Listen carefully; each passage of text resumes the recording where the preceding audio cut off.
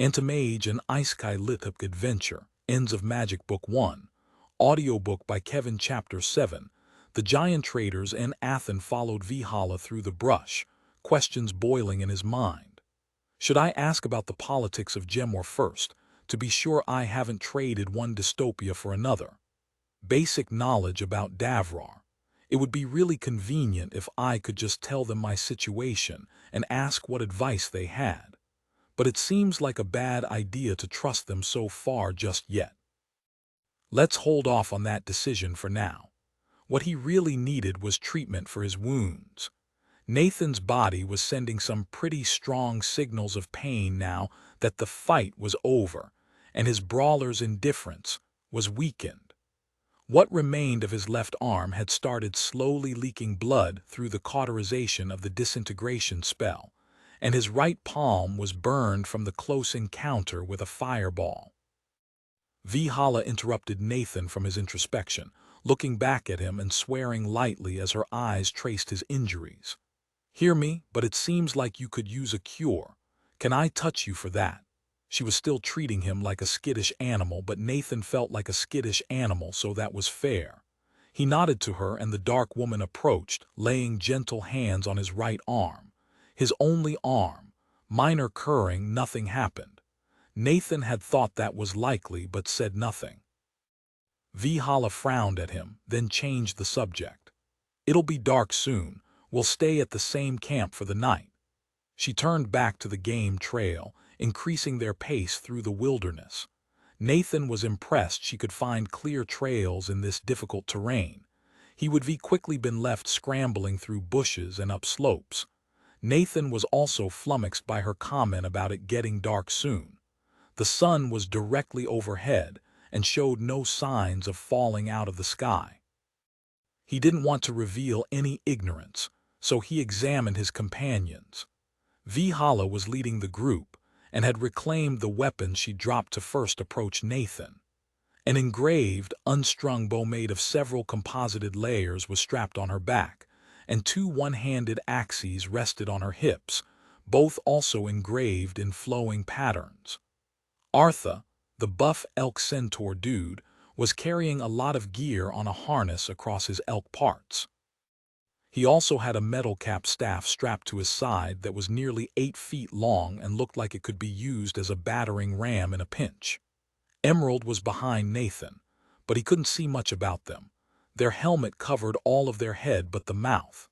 In addition, the rest of their armor was pretty heavy for this terrain, and he hadn't even figured out their gender or if they were human. But despite the heavy gear and visorless helmet, they moved smoothly and silently over the uneven terrain. I need to internalize that everybody has access to Davrar, with skills, classes, and talents of their own. So I might see a lot of things that appear impractical but are made possible by Davrar. It also means it'll be easy to underestimate people. An unarmed old lady might be able to punch down a mountain. It wasn't long before they passed over a rise, revealing an empty glade between the trees that was their destination. A faint haze hung over the center of the space, and Vihala led them straight towards it. They walked into the area, and a campsite appeared from nowhere. Illusions and stuff. At least we can see out well enough. And being in a hidden camp makes me feel better about being in hostile territory. As the mismatched party trooped in, a figure leapt from the top of a tree and glided to land in front of Vihala. It was a bird person, with a pair of broad wings emerging from their shoulders above a set of humanoid arms ending with clawed fingers. They were covered head to foot with reddish-brown feathers underneath dark robes and had a bird-like face, complete with a viciously hooked beak. The beak was apparently capable of normal speech, as the bird person addressed Vihala in a thick accent. "Yo, boss. What's up with the tall gianter, prisoner?" Vihala turned back to Nathan and spoke reassuringly. "Nathan, this is William. He's a mage and an illusionist." She gestured the group into the campsite as she addressed William. "This is Nathan. As far as I can tell, he's an escapee from the new Archmage's experiments. I'm sure we'll hear the whole story soon. First, we'll stay here tonight and head out in the morning. Make sure the spells that hide the camp are in good shape, then get ready for some healing. Send a message, too, about our return." Emerald and Artha set to readying the camp, starting a fire and fetching water from a nearby stream.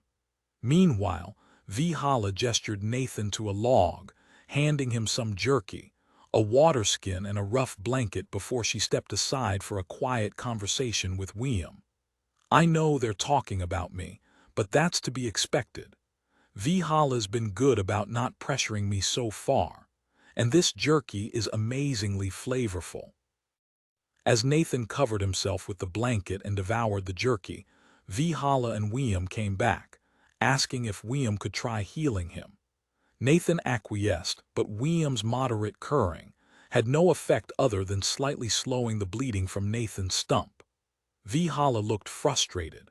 She dug into a pouch for some bandages which she carefully wrapped around the stump of Nathan's arm to stem the bleeding.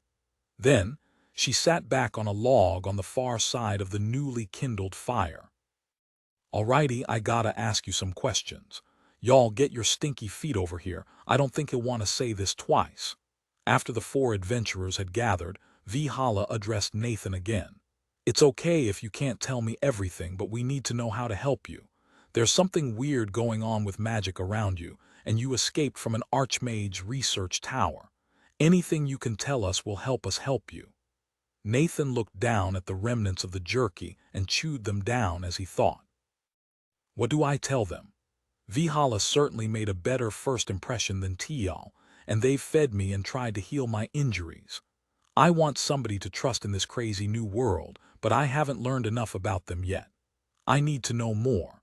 I suppose I can ask if they react badly to questions that'll be an answer in and of itself, but I really shouldn't be too suspicious."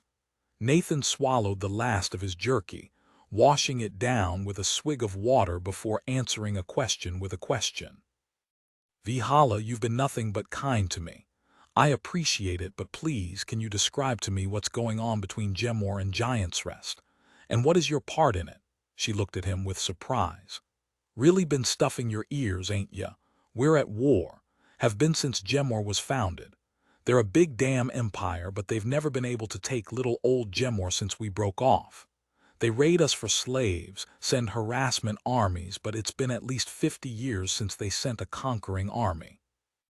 We kill the mages we can, free the slaves we can, but don't push too hard.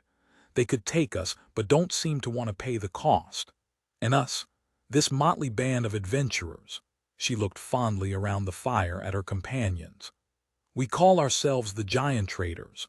All of us have lost something to Giant's Rest, and so we take these jobs. The ones that involve camping in hostile wilderness for a few weeks to maybe get a shot at their newest and weakest archmage. We were waiting for him to leave his damned fortress of a tower to get a shot at him." As she finished speaking, Nathan's attention was drawn upwards to the sun. It was still directly overhead and partially hidden by clouds, having not budged at all during their trek to the camp. But it was dimming, eclipsed in front of his eyes as a line of darkness swept across the glowing orb. The mountains and camp were suddenly engulfed in darkness. Night had fallen, the only light a pale blue-green glow from beyond the clouds. Nathan looked down at the rest of the group. "Is that how the sun always sets?" He got a round of amused grins, and William asked, "You ever been outside, or did you get raised in that tower? Screw it. They seem like good people, and I've certainly got something in common with anybody who wants to kill Tial. They have enough hints that anything else would be an obvious deflection, and I need their help. Time to rip the Band-Aid off and take a risk." Nathan looked levelly around the campfire. "As might be obvious, I'm not from around here. I'm from a different world entirely. Tial summoned me to Davrar with some crazy magical setup, and tried to get me to tell him about some things from my world. I didn't want to tell him, so he tried to charm me and mess with my memory." Shrugging, Nathan dropped another bombshell. "Magic and talents don't exist where I come from, and I picked up a talent that lets me resist magic. When I resisted his mind-fuckery, he tried to shove me into a golem core, So I broke his nose, he teleported out, and I ran away.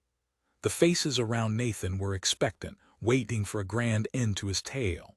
And then the big-ass golems outside the door chased me and I met you. There was a moment of silence, then William, the bird person, fell off his log, laughing. He picked himself up, still chuckling. That's one zombie of a story, my dude. I want to watch you tell it in the guild hall.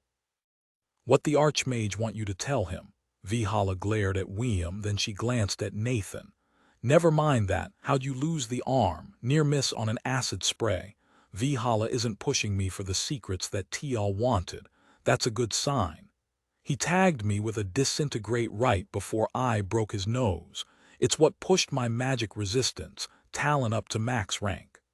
If the previous faces were surprised, these were astonished. Emerald pivoted their armored head to Nathan, speaking for the first time. Their voice turned out to be high and raspy with a strong stutter. Why you survived a direct hit from a DD disintegrate, and then broke an Archmage's nose with one arm. Everybody else nodded their agreement to the question. Nathan didn't know what to say. Yes, I wish I'd broken his neck before he teleported out. Such an asshole. Low-tier earnestness rank 4 achieved. Vihala spoke up. We'll all throw our shoulders behind that wish. I'd reckon our mission here is done.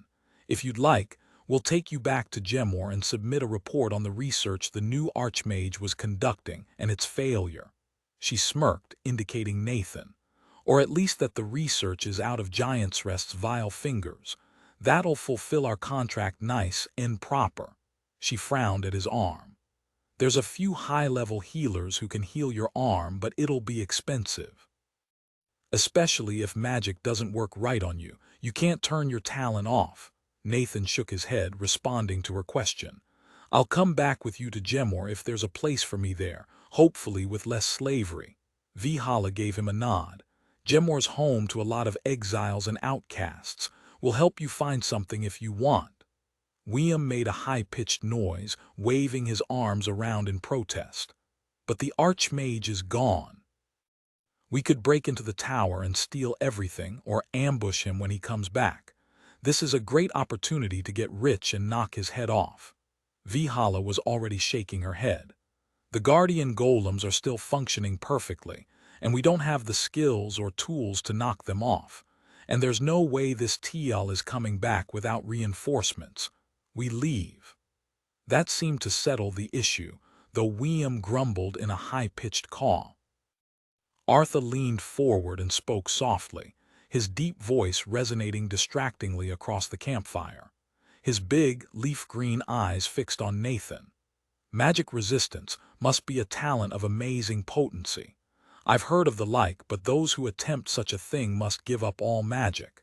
Even then, none have found the insight to raise it past mid-tier. And giving up magic is. He held his arm up and conjured a small ball of light which gleamed off his beard, difficult. This seemed like a golden opportunity to learn more about Davrar, and it was a better thing to ask about than healing his arm. Actually, can you explain Davrar to me? We have nothing like it in my world, so I'm a bit lost. What happens when a class develops? What's the difference between talents and utility skills? Arthur's chuckle was low and rumbling. I could see it being confusing. We have lived with Davrar all of our lives, but I will attempt to explain. First, it is important to know that insights are pieces of knowledge necessary to initially acquire a talent, skill, or class and develop them to more powerful versions. Then, talents let you do something that is otherwise impossible. With the correct talent, I could walk on water. The big elk centaur rumbled a laugh. Or on air, as one famous adventurer can do, but none have yet replicated her insight. He continued. A utility skill will not do this. Utility skills cannot break the rules of the world, though when you rank them up to unique tiers, this line is blurred. Classes are in the middle, granting skills which are lesser than talents, but more focused than utility skills. Your class will have a focus, a purpose, and will often adapt to your talents. For adventurers like us, our classes will usually focus on combat. Mage class skills will improve mana manipulation and give access to different types of mana. He cocked a silvery eyebrow at Nathan. Do you have a class? Nathan nodded once. Yes, I took Antimagic Brawler. Seemed useful while escaping Teal. Arthur's eyebrows raised in surprise. I apologize for my phrasing. It is not common to tell others your exact class, and you should only do so with those you trust with your secrets.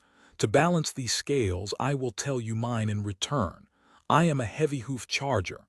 The enormous man nodded solemnly as if a wrong had been redressed. Then he kept going. You likely unlocked a resource with your class.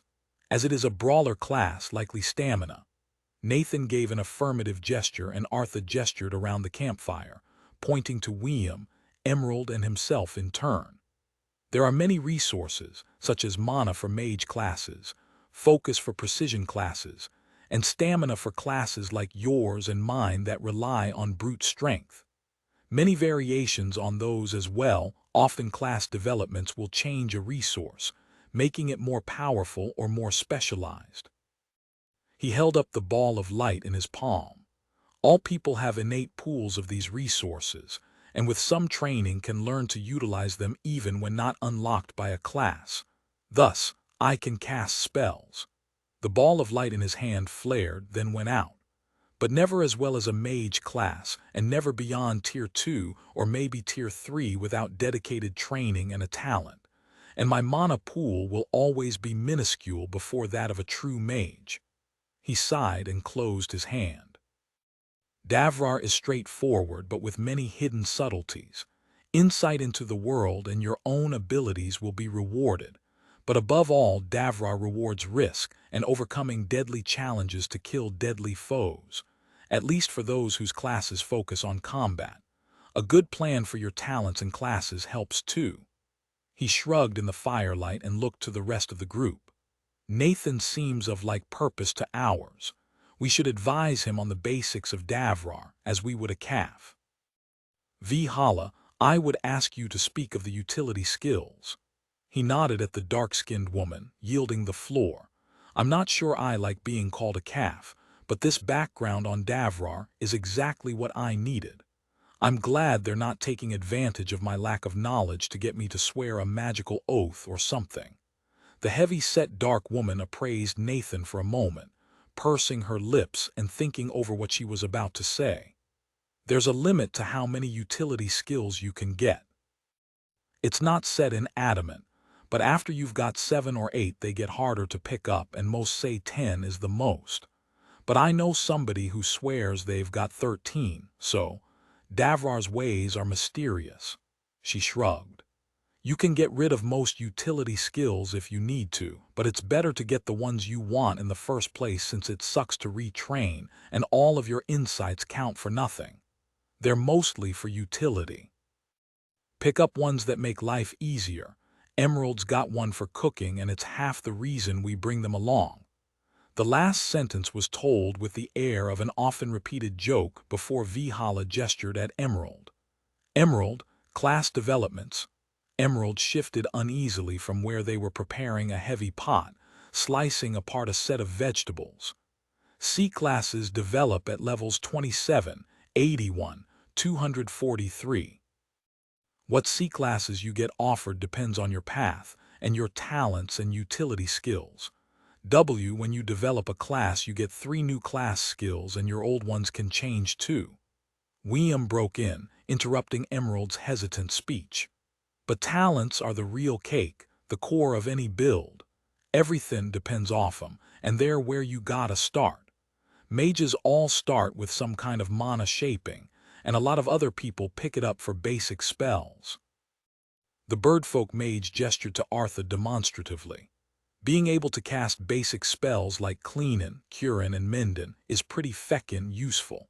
I'm a mage all the way, so I'm working on getting a talent to refill my mana faster, but it's hard. If I really wanna fly, I'd need a talent for it because these boys aren't up to more than a bit of a glide on their own. He flapped his wings demonstratively. But that's what the fly spell is for, when I get the castin' down. It's tier 6 anyway, so that's a bit off. Vihala took over from William, waving him to silence. Yes, talents are important and are usually chosen before a class is taken. Then she raised a finger to emphasize her next point. But they can be a bit tricky to pick up. A lot of the known ones you can get if somebody tutors you, but the general practice is the same. Think hard about what you want to do, think about how it would happen and try to do it. That's the insight. But don't expect to get something for nothing. She spread her hands, as if laying out the reality of the situation. Most of the good talents spend or manipulate a class resource, though there are exceptions. But you gotta be careful with talents. Some of them you can drop if you change your mind, but others are permanent, especially the ones that change something about your body or class. Those tend to be pretty strong and hard to get, but not being able to take them back can be a problem. Does your magic resistance talent say permanent? Nathan took a moment to check his status, grimacing before he responded. Yeah, it does. He sat for a moment, thinking and sulking about being essentially locked out from casting magic. He looked up from the fire. I have a lot to think about. How can you get multiple classes? Vihala sucked a breath between her teeth. It's supposed to be possible, but nobody really knows how. If it's an insight, it's the most valuable kind there is. Somebody I know with 2 classes, the same lady with 13 utility skills, says that the second class is very personal. None of us have 2 classes unless you folks have been holding out on me. There were a few chuckles, and after a bit of thought, Nathan asked again. What does developing a skill or talent do? What happens when you develop a high-tier skill? Everybody looked around for a moment, and then Artha spoke up. Going from low to mid to high tier has straightforward results, if not always a straightforward path. First, you need an appropriate insight for use in the development. Then the skill or talent becomes more powerful and often loses restrictions. Developing beyond high tier is complicated and tied to the insight used to develop it. Often you will gain a new application, or some significant restriction will be removed. There are many different developed versions of the same high-tier talents and skills. It is often harder to develop talents than skills. Phew, okay, a lot to digest there. I needed to know all of that. Nathan bowed his head in appreciation. Thanks for all the answers. I'm sure I'll have more questions later, but for now I need to think. The group broke up to their respective tasks. Emerald continued cooking, Vihala did weapon and gear maintenance, and Artha set up a large tent. They seemed surprisingly incurious about Nathan and his world, or maybe they were just giving him space. After watching them for a moment, Nathan stood up and looked around the campsite. He noticed that Vihala was keeping an eye on him, which was fine. She wasn't trying to hide it, which Nathan appreciated. In general, this group seemed to treat him as a person in a way that TL hadn't. Nathan found a good spot on the edge of camp and sat down cross-legged on a bed of needles, his back against a tree. He had some thoughts and plans, but was feeling pretty frazzled and really needed some focused mind time. He closed his eyes, felt his lungs move, and spent a while drifting in physical sensation. A lot of it was spent feeling for the left arm that should be there, but wasn't.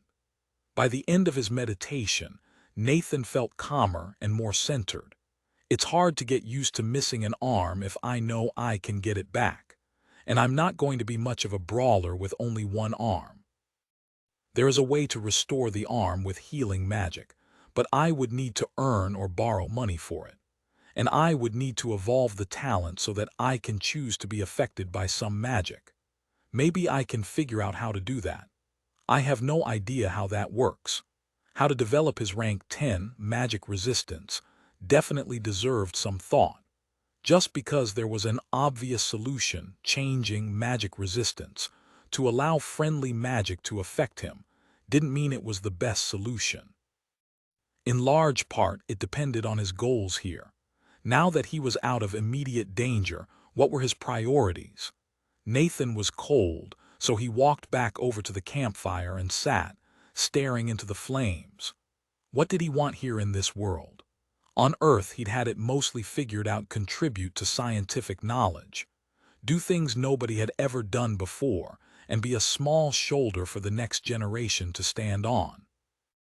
Along the way, try to live a comfortable life with loved ones, friends, and good books. But in this world, from what he'd seen, they had medieval technology, magic, and constant conflict. Nathan could try to introduce ideas from his world to improve people's lives. It would be a way to make a difference that he'd never been offered on Earth. But Nathan had taken a minor in history. Technology improved lives, but the road to get there was long and fraught with pitfalls. Assuming he could even succeed, and Davrar didn't prevent technology in some way, he would be responsible for what he unleashed. Beyond the simple efficiency of slaughter that technological weapons allowed, technology inherently concentrated power in the hands of those with the power and money to build it. The average quality of life during the Industrial Revolution had been pretty awful. You couldn't keep broad technological development secret, and inventions tended to expand beyond the control of their creators.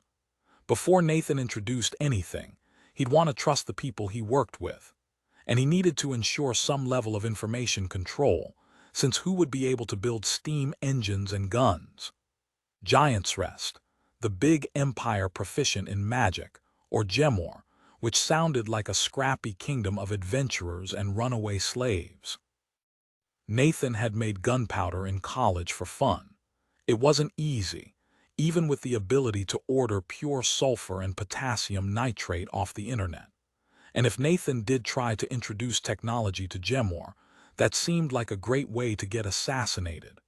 With Tial's escape, it wasn't as if he could hide his involvement in any sudden appearances of new technology that looked remotely Earth-like. Tial has seen Earth through his spells, after all. Maybe that was a reason to do it anyway. They knew what was in his head and would probably try to recapture him regardless. There was just so much he didn't know about the situation. He trusted the giant traders, but were they representative of Gemor as a whole? Struck by a sudden thought, Nathan looked up at Emerald, who was now stirring the pot over the fire. "Does Giant's Rest have spies in Gemor?" Emerald didn't turn their head, but simply answered, "Why, yes. And if what you are saying is true, they will be looking for you."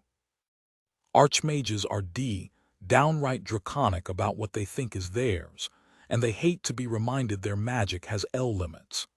Emerald's pale lips twisted into a sneer, and they reached a hand up to stroke the ever-present helmet, as if reminding themselves it was still there.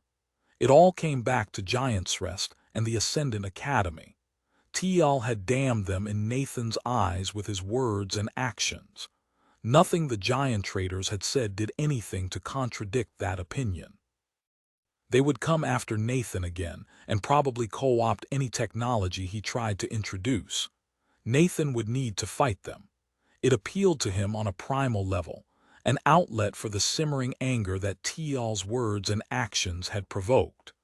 Giant's Rest had tried to mind control Nathan, break his mind and put him in a golem. Tial's actions had declared a complete lack of respect for Nathan's being, his personhood. For no other reason than that, Nathan wanted to see him and everything he stood for destroyed. And I find the very thought of a slave empire built on those principles viscerally disgusting. Something like that shouldn't exist. If Giant's Rest might rested on its magic, then Nathan could build himself to counter that strength. He could fight to win instead of fighting to survive. When in desperate ground, fight. He would level up, cast down the Giant's Rest dominion, and maybe then start the Industrial Revolution. Low-tier focused mind rank 6 achieved. Chapter 8 A Time to Rest. Emerald's dinner was a stew. The broth hadn't had time to thicken substantially, but some green vegetables, the same as what Tial had given him, lent the dish a nice spice. It was awkward balancing the bowl on his knees to eat with one hand, but Nathan devoured 3 bowls. Luckily, there was plenty, and after the meal Emerald filled up a wide-mouthed canteen and handed it to Nathan. "For tomorrow." Nathan thanked the enigmatic armored fighter for the food, then checked his status again. Status of Nathan Lark. Permanent Talent 1. High-tier Magic Resistance 10 Talent 2. None Talent 3. None Class. Antimagic Brawler Level 15 Stamina. 250 Brawlers Indifference Antimagic Blows Utility Skills. Low-tier Focused Mind 6 Low-tier Earnestness 4 Low-tier Sprinting 2 Arms. 1-2. A bit of food and rest had completely refilled his stamina, which was good to know. The giant traders settled into the big tent, except for William, who took first watch. They left a large blanket for Nathan, but he was too excited for sleep. Nobody was holding him prisoner, and he had some ideas about talents, so he wrapped himself in the blanket and huddled close to the fire, closing his eyes to activate focused mind. First, he considered his high-tier magic resistance talent. It felt locked up, constrained by chains that he couldn't figure out how to unlock. That unlocking was clearly the insight that Davrar and the giant traders had spoken of. But they'd also said that what insight he used would change how the talent developed. He had some ideas related to how he'd use the talent to neutralize magic, and if Nathan could get William to cast some beneficial and harmful spells on him, he might be able to remove the blockage of beneficial magic. Alternatively, he could try to remove the restrictions on casting magic himself. Based on what he'd been told, doing so would prevent him from allowing beneficial magic. He didn't have any ideas about how to do that, but being immune to magic while being able to cast it sounded great. But that option means I won't get my arm back anytime soon, and I already took my class, which is not a mage class. It's sort of as far away as you can get. And even if I succeed at allowing beneficial magic to affect me, I'll still need to earn or borrow a lot of money for a high-level healer. Maybe Nathan was thinking about this the wrong way. His ultimate goal was to be as good at resisting magic as possible to help him fight Giant's Rest. If he used this development to make his talent more flexible, then he wasn't using it to make the talent better at its intended purpose. Besides, there's a good chance I know more about human physiology than almost anybody here. I took that class on anatomy when I was thinking about pre-med, and I know more about stem cells than almost everybody on Earth, much less here. Nathan concentrated on his right arm, the whole one. What was the structure? Bones filled with marrow, then muscles interspersed with veins, arteries, and nerves. He couldn't visualize all of the details. Nathan remembered Vihala's advice. You don't get something for nothing. The best talents use a class resource. He felt for his stamina and pushed it at the stump of his arm. He visualized the arm, the details he could remember, and tried to push his stamina into that shape. His stump jerked and felt cold. Nathan opened his eyes and saw no changes, no blue boxes. The stump was covered with bloody bandages. Nothing had happened. Okay, hypothesis 1 down. Let's go for number 2. Nathan closed his eyes and focused on the stump again, searching for the potential he knew was there. Inside your bones was marrow, and marrow had one of the highest concentrations of stem cells in adult humans. They were mostly hematopoietic stem cells, the type that divided into the various cell types in the blood. They weren't the right kind of stem cells to differentiate into tissue, but maybe Davrar would help him bridge that gap. All it took was 4 transcription factors, the Yamanaka factors, to reprogram basically any cell into a pluripotent stem cell. Nathan had done it, watched the change happen. On Earth, it took a few days up to a week for that to happen. Here, Nathan concentrated on his stamina, pushing it inside the bone of the stump where the marrow should be. He felt stamina drain away and a feeling of heat in his severed appendage. But when he opened his eyes, nothing had happened. His stump was uncomfortable, but there were no blue boxes and no growth. He pushed the image of the arm at the heat in the bone of the stump. The cells know what to do. They all have the necessary developmental instructions in their DNA to grow an entire body.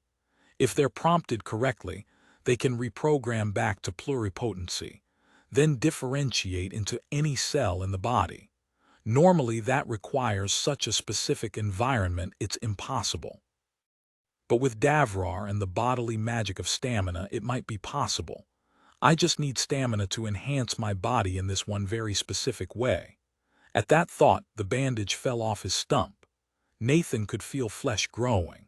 It wasn't growing from the entire stump, but there was a soft tendril of new flesh growing from the end of the bone in his left arm. It lengthened and thickened, and Nathan redoubled his focus on the image of the arm.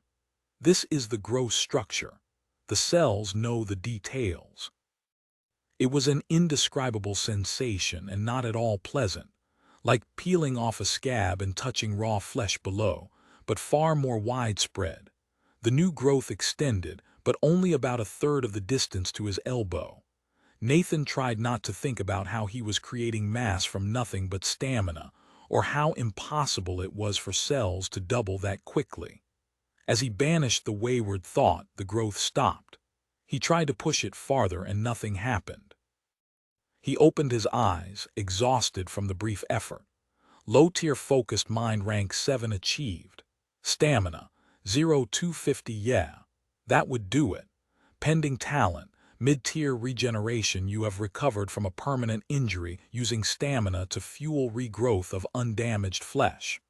This talent will turn a difficult and costly effort into a natural process, allowing you to recover from almost any injury. You can spend stamina to rapidly heal wounds. Larger wounds and replacing greater amounts of missing flesh will take longer and cost more stamina. Regeneration will not prevent you from dying of grievous wounds and will not protect against poison. That looked pretty good. Nathan leaned back, wiping sweat from his brow. That effort had been tiring and spent all of his stamina. He should probably think this whole idea over a little more before he just accepted the talent. I just want my arm back, goddamn. And that sounds pretty useful in combat. Congratulations, you have accepted the mid-tier regeneration talent. It will become a permanent part of your status and rank up as you use it. It starts at rank 1 and becomes more effective as it ranks up. Think about how you use your talent's functions to aid in talent development at rank 10. Oh, it was a permanent talent. Well, that made sense. Maybe that wasn't a bad thing. Vihala had mentioned that permanent talents tended to be stronger and harder to get. Being able to heal himself while being immune to magic sounded like a very useful way to survive this world. And Nathan could still use his magic resistance development to get better at resisting magic. Important if I want to take down Giant's Rest. But that was something to think about later. Nathan was tired, and he was hungry again. He grabbed the canteen of soup that Emerald had handed him earlier and sat next to the fire for a while, drinking his soup. The soup wasn't as good when it was only lukewarm, but the fire made up for that. It was gratifying to feel his stamina refill. Energy suffused Nathan's body, and channeling it made him feel like he could run a marathon or climb a mountain. He funneled it all to his arm. With the talent, his regeneration didn't require much focus and was more efficient. Nathan sort of vaguely directed the talent at his arm and it regrew. If he stopped, then the healing would slow down significantly, but he wouldn't start bleeding. It didn't seem to be something he could completely turn off, but operated tenfold faster if he directed the talent. As the growth extended past his elbow, soft cartilage solidified into bone. It was a gross process, with skin lagging behind the growth of muscle. It didn't take long for Nathan to empty his soup, as William finished a wide circuit of the camp and came up behind him. Mid-tier regeneration rank 2 achieved. "You know that soup is supposed to be for tomorrow, yeah," the Birdman said as he eyed Nathan tipping the canteen all the way back. Then William came around Nathan's side, saw the regrowing arm and jumped in surprise, squawking. It was a pretty impressive wing-assisted jump, and William landed nearly a dozen feet away, muting his surprised outburst to not wake the sleeping giant traders. "How you doing that? You can't cast magic. Restore is 6th tier, Nathan nodded. "I just picked up a talent that lets me heal wounds with stamina, but I don't have enough soup left to finish healing my arm. Can I have yours?" He gestured to another canteen, strapped to William's pack. William's eyes were glued to Nathan's still regenerating arm. "Just picked up. I gotta see this, sure." He handed over his canteen and spent the next 20 minutes watching Nathan's arm completely regrow as he drained a second and then a third canteen of the peppery soup. All told, it had cost almost 1,000 stamina to entirely regrow the arm. Not bad. As the talent ranks up, it'll hopefully get faster and more efficient. I'm not a certain Canadian superhero yet, but goals. Mid-tier regeneration rank 3 achieved. Nathan leaned back, his worries suddenly feeling small in comparison to the relief that swept through him as he flexed his tender but whole left arm. There was still a lot to think about, but he had 2 arms again, and he was exhausted. He bid an amazed William goodnight and took his blanket to the tent, where he was out in an instant. Nathan woke to sudden light in his eyes. The sun was directly overhead, in the same spot it had been all day yesterday. The giant traders were rapidly taking down the camp around Nathan, and Arthur had just yanked the tent fabric to the side and was folding it up in quick movements. Nathan looked around bleary-eyed and rubbed his eyes with his hands, both hands. He clenched his left fist and stared at it, profoundly satisfied at having regrown an entire arm from scratch. "If only I could show that to my dissertation affairs committee, I'd be done." Vihala stomped up to him, gesturing for Nathan to get up, and handed him a set of thick clothes. "We don't have anything that'll fit you, but Arthur was able to cobble something together last night during his watch out of some spares. William told me you picked up a talent to regrow your arm. Very impressive and all that, but we gotta get moving. We'll fill your head as we move." Nathan stumbled up, realizing he felt pretty good. He'd slept well, even if the ground had been hard and he had used his arms as a pillow. He looked around for something to help with, but the giant traders were nearly finished taking down their camp.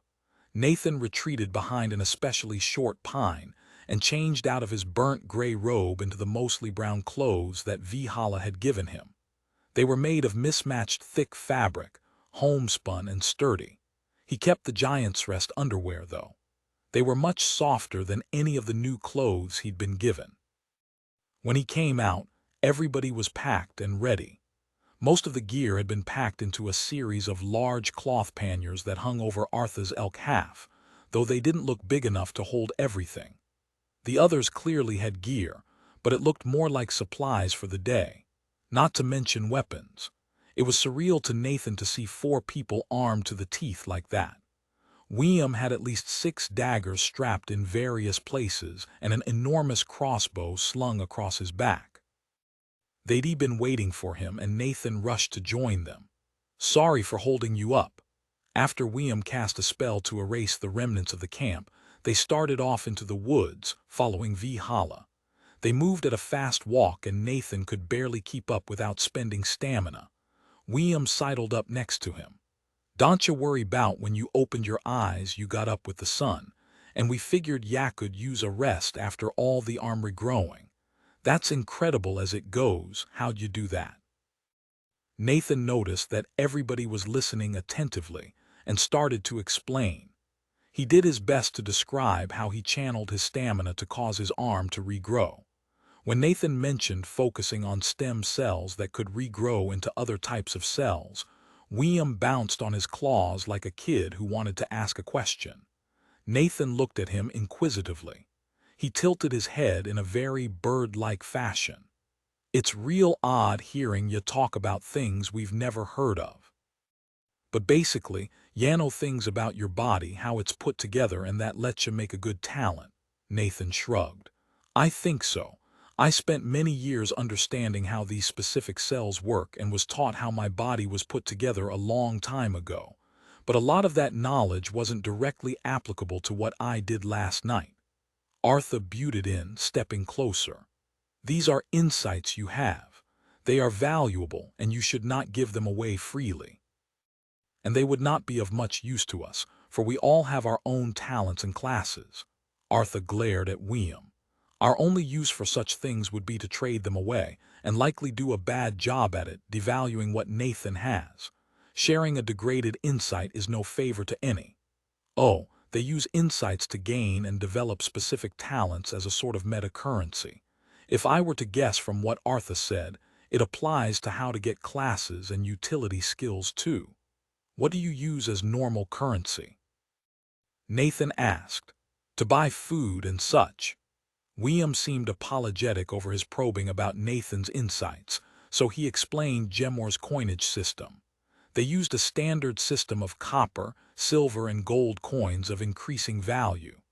The coins were minted by the Gemor Crafting Guild, and came standard with a hole in the middle to be strung on a cord.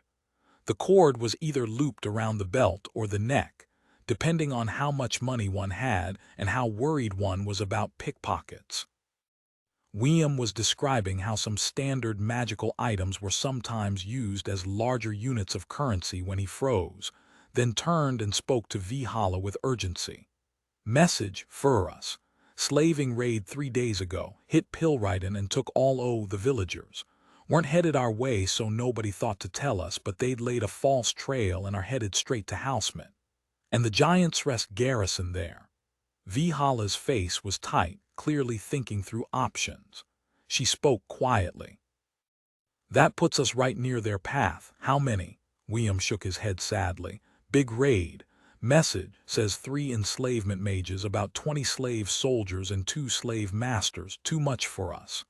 Emerald hissed through their teeth and checked their weapons. Why, you know my choice, they said quietly. William spoke up. 3 mages, though, that's beyond our distance. I want to kick Giants' Rest's nuts as much as y'all, but we can't take that fight. I'm sorry, Emerald, but I don't think we can make a difference beyond adding 4 to their lines. He glanced at Nathan. 5. Arthur pursed his lips.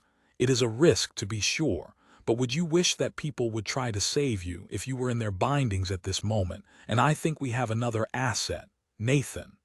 He turned to address Nathan directly, looking into his eyes and speaking formally, almost ritualistically. Would you help us free our people from the thrall of Giants' Rest? It will involve fighting and maybe dying, but I will ask you all the same, for there is no cause worthier. We wait for your word to go save 100 from a life of torture and pain. If you wish to enter Gemor as a hero, this is how you do it. A hunk like this asking me to ride into battle at his side. How could I say no? Nathan looked into Arthur's green eyes and nodded. Yes, I'll help you fight. Thank you for listening to the story on KevinAudio.com. Chapter 9. A Time to Fight. Vihala let out a long breath and leaned back against a tree. Then I vote yes, we're doing this. William, send a message back to the guild letting them know we're taking on the rescue. Davrar, guide us. Arthur, Emerald, you know the drill. She turned to Nathan. Okay, we'll need to get you up to speed quickly. We've done this fight before, but never against so many. The key is the mages. They're the power, the backbone and leaders of Giants' Rest slave raids. We kill them, and we win. The slave masters can keep the slaves in line and get them moving in the right direction, but it's the enslavement mages and their magic who will win or lose this fight. The slave soldiers aren't a big threat. They're immune to pain, but these ones won't be too independent or capable. They'll be ordered to try to pin us down so the mages can hit us with something like dominate, slumber, or just chains of restraint, so they can capture us. And they will try to capture us. Giants' Rest takes pride in capturing Gemor adventurers, and they have bounties on all of us specifically. She quirked a grin. Time to push them a bit higher. While she talked, Arthur and Emerald set their gear neatly on the forest floor, stripping themselves of anything not important for imminent combat. Then Emerald helped Arthur withdraw a complex belting system and strap heavy armor plates over his body. The bags had to be enchanted to hold that much metal. There was no way it would fit otherwise. They were done remarkably quickly, and Artha's muscled form was replaced by a 9-foot behemoth of roughly engraved steel. They all rejoined Nathan and Vihala as she explained Nathan's role in the fight. We know how they'll react, and we can keep them distracted and get you close. But mages are tricky to finish off. Usually enslavement mages don't know any spells beyond Tier 5 mind magic, so no fly or teleport or disintegrate. But they'll all be mage armored in hostile territory, and they'll be quick with wind blasts and other spells to keep anybody from getting in close. If you can close the distance in spite of all that to crack their mage armor and knock one off, we can hopefully take this fight. Better if you get more, of course. I'm about to fight for my life. Not just mine, but 100 people I've never met before. Nathan tried to speak, but found his throat suddenly parched. He swallowed, then asked, "How long do we have? Do I have time to try to develop my magic resistance talent? I've got a few ideas." The giant traders stared at him like he'd grown another head. Vihala finally answered, "We probably have a few hours, but we should use that time to set up the ambush. If you think you can develop your talent in a reasonable way after we're there, I tell you to go for it. But usually people take a few days to prepare and have their insight very clearly thought out." Then she nodded, politely dismissing the topic without making it particularly obvious that Nathan had just asked a stupid question. "Regardless, I think I know where they'll pass. Let's hurry to get there before they do. We will need to set up our ambush carefully." The next hour was a frantic run through the forest. Nathan had to sprint in bursts to keep up with giant traders, spending stamina to save himself from falling behind on multiple occasions. His compatriots were fast and knew the terrain. For a third of the trip, they ran along a wide, ruined road, studded with cracked and broken paving stones. Eventually, they broke from their path before a long bridge in much better repair than the rest of the road. In the center of the bridge was a ruined gatehouse, worn but surprisingly intact with a 100-foot drop to the river below it. Nathan wanted to ask about the weird ruin, but he was running to keep up with the giant traders, who ignored the strangely intact bridge. Thanks to the road and Vihala's ability to find clear routes through the difficult terrain, they reached her chosen ambush site before their enemies. Low-tier sprinting rank 3 achieved. It was a shallow ford in a fast-running stream, where the water was no more than a foot or two deep across a 40-foot width. Both sides of the ford were lightly dusted with tall shrubs and had moderately sloped banks down to the stream. Vihala rapidly distributed them, telling Artha to hide some distance away on the opposite side of the stream and charge into the slaving party from behind when they were about to finish crossing the ford. William would be positioned in a tree about 70 yards away to sow confusion with his spells and take shots with his crossbow.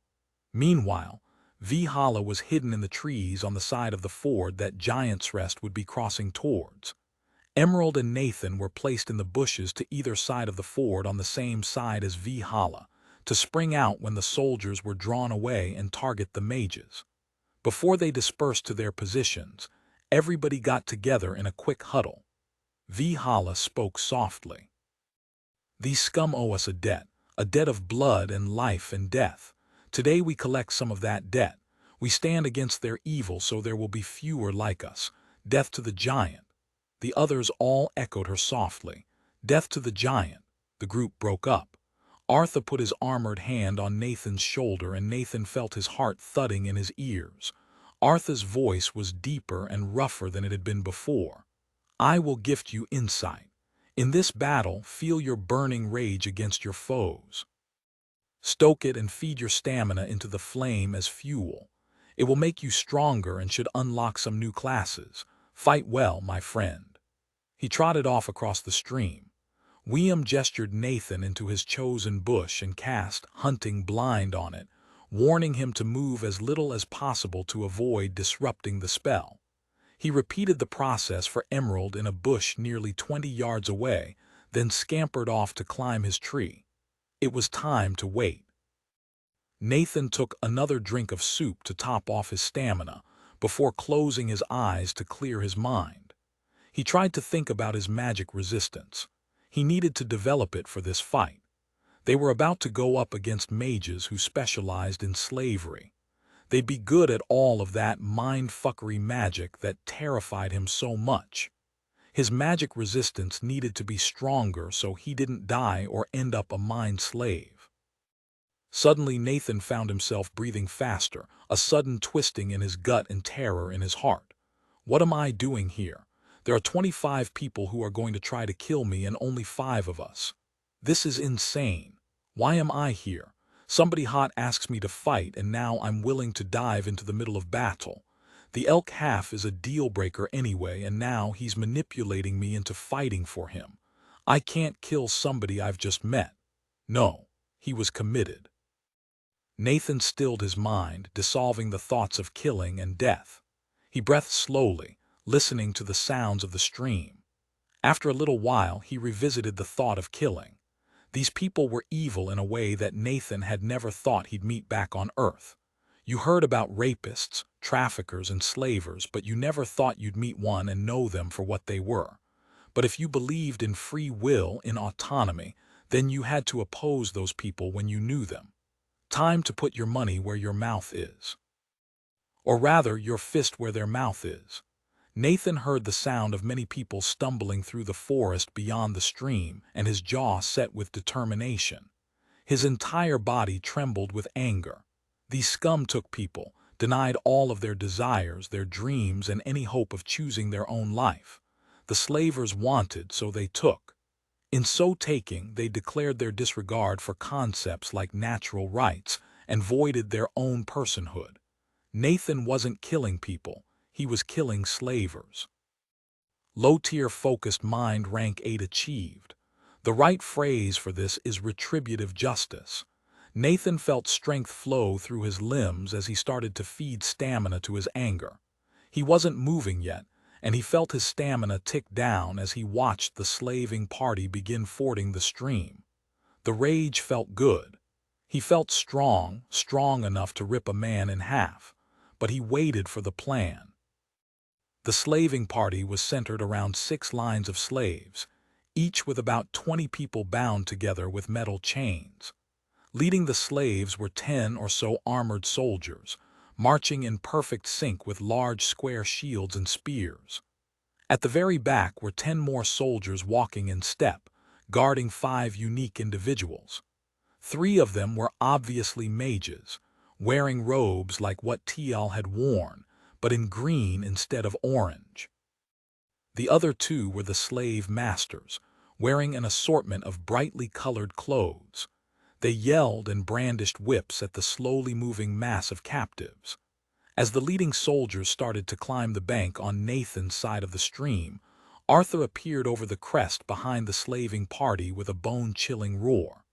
He charged down into the soldiers, ignoring their spears and scattering them while drawing every eye. The mages turned to study the rampaging elk man. They reacted with excitement, one of them saying, "More captives! What great fortune!" Another looked around, frowning and beginning to weave her hands together to cast some sort of spell. She faltered as a heavy bolt from William's crossbow shattered an invisible force in front of her chest. One of the slave masters took an arrow from Vihala's recurve through the back of the head and dropped into the edge of the stream. The mages all stared at him for a second before looking back, seeing Vihala standing atop the nearest bank. She fired another arrow, but a mage waved his hand. Force blocked, the arrow deflected, and the slave soldiers turned and began ascending towards Vihala. The female mage looked around again, frowning. "There are always more. I'll flush them out." Nathan didn't catch the spell, but a ping of energy spread from her, highlighting everybody it touched in soft white light. Emerald's bush glowed white, and the mages turned and faced it as Emerald charged out, leading with a red glowing rapier.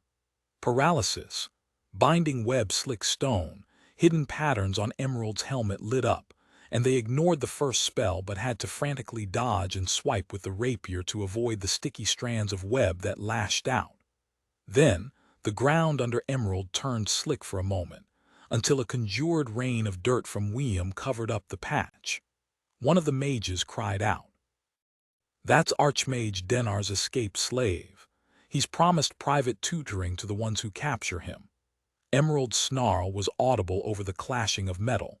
It was time for Nathan to stop hiding. He sprinted from his bush, aiming straight for the nearest mage. His rage burned through him like a cleansing fire, and Nathan roared his hate at the mages. One of the men turned toward him and smirked to see an unarmed young man charging them. Paralysis. Nathan didn't even pause as the familiar magic sank into him, subsumed in his wrath. The mage's brow furrowed, but he didn't seem worried. At least until Nathan drove stiffened fingers into his mage armor and cracked it open. The mage stumbled back and opened his mouth to cast another spell, but Nathan was right behind him, pounding a fist with all of his weight behind it right underneath the man's sternum. The mage fell hard, gasping for air. "Halt!" A bellow from Nathan's left caused him to freeze, straining. The slave master had some kind of non-magical control skill, and his barbed whip wrapped around Nathan's neck. "You'll stay still, boy, or else I'll tear out your throat." One of the mages blew Emerald into the stream with a gust of wind, and the other made Vihala stagger with repeated slumber spells. Nathan was frozen in place for a second, terror blazing through his mind. The man merely had to yank on the whip, and it would tear out Nathan's throat. There was a split second of indecision, then Nathan committed himself. He fed stamina to rage like dumping gasoline on a fire. It will not end this way. His fury redoubled and the terrifying paralysis vaporized. Nathan dug his fingers under the whip, tearing skin with his fingernails. The slave master snarled and yanked the whip back, ripping the skin from Nathan's neck, mangling his fingers and opening his windpipe. Blood spurted, and Nathan hurriedly directed his regeneration to his neck, setting it to seal the artery first of all. Even as life drained from him, Nathan's face set in a rictus grin. He had never felt more alive. The slave master opened his mouth to command Nathan again, but his chest imploded as one of William's broadhead bolts hit his sternum. The mage that had been targeting Vihala spared a glance at William's tree and threw a lightning bolt, causing the top of the tree to shatter. But Nathan was free, bleeding but free. He slammed into the mage that had thrown the lightning bolt, not so much with a direct attack as a hammering assault from every limb. Her force armor lasted for a second before splintering away, though it was long enough for the mage to flick a force orb at Nathan that knocked one leg out from under him. He grabbed the mage's robe and dragged her down to the ground with him, then rolled on top of her and started slamming his fists into her face. He twisted his shoulders and dropped his weight with each blow, feeling the crunch of bone from knuckles and the face beneath them. After 3 or 6 punches, Nathan was knocked off by a ball of conjured earth. The third mage had turned to focus on him and was not playing around. He sent a force needle storm at Nathan, hundreds of spikes that shallowly penetrated Nathan's skin. When Nathan got close, the mage hit him with a wind blast, but Nathan leaned into it and pushed forward, snarling. His vision tinged red. Nathan was going to end this man. He leaped forward and speared his mangled fingers into the mage armor, which shattered. But the mage retreated and conjured more earth balls, firing them like cannonballs. Nathan managed to slap a few aside, but he was hit in the hip, the shoulder, and then the arm. He felt bones breaking and could not close the distance against the barrage. Luckily, he didn't have to. Emerald's rapier suddenly protruded from the man's chest, and the mage gasped like a beached fish before a cleaver chopped into his neck, spraying blood. Nathan knew the fight wasn't done yet, so he stumbled over to the man he'd first punched in the solar plexus, leaving a trail of blood and feeling something grating in his hip. Nathan stood over the man wheezing on the ground and looked down into his eyes. They were terrified and pleading, and Nathan's rage bled away. He didn't think he could kill a helpless man. He didn't have to. Emerald was there, cleaver chopping. They quickly moved to the third mage.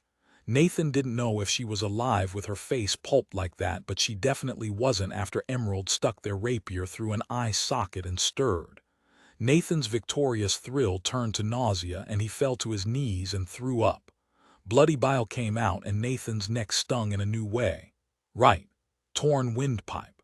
How's my stamina? Stamina. 23,250. Nathan's cough had an edge of laughter. That had been close. It still could be close. He glanced at the soldiers. They were advancing slowly and methodically on a staggered Valhalla, but Emerald was picking them apart from the rear. If they needed help and Nathan couldn't help them, he needed to not die first. He catalogued his injuries, thanking Davrar for Brawler's indifference and absolute torrents of adrenaline. His neck wasn't gushing blood, and he didn't seem to have immediately fatal internal bleeding from the earth ball hits. His upper left arm was definitely broken, possibly shattered. His hip was either cracked or bruised, same with his right shoulder and a few ribs, and he definitely cracked a few metacarpals in his hands. He was covered with superficial cuts and bruises from various spells. Nathan wanted to breathe normally, so he directed his remaining stamina to his neck, sealing off the most obvious bleeding and closing his windpipe. Then he collapsed onto the ground, feeling woozy. Oh, bad. Blood loss, shock, or one hell of a lot of violence and gore, probably both. Mid-tier regeneration rank 4 achieved. He rolled onto his back and saw Artha pound across the stream. The big centaur's armor was dented in places and one leg was bloodied, but he looked otherwise fine. Artha looked down at Nathan, assessing if he needed help.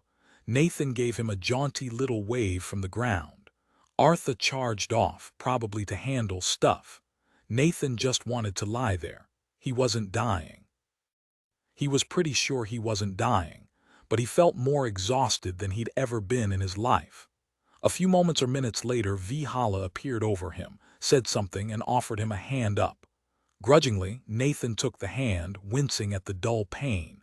She hauled him to his feet and pointed up the bank to where Artha was. Valhalla then turned to free and calm the slaves. Ex-slaves. Nice.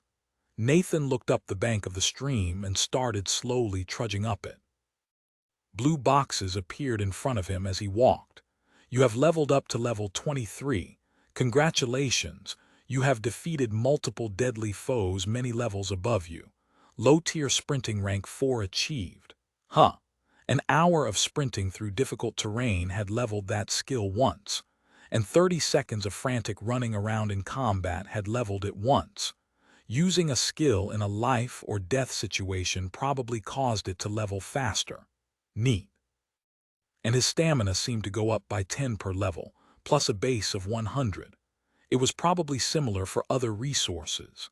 Nathan stumbled over the top of the bank and saw Artha and Emerald forcing a vial into a blackened Wium's beak a few dozen yards away.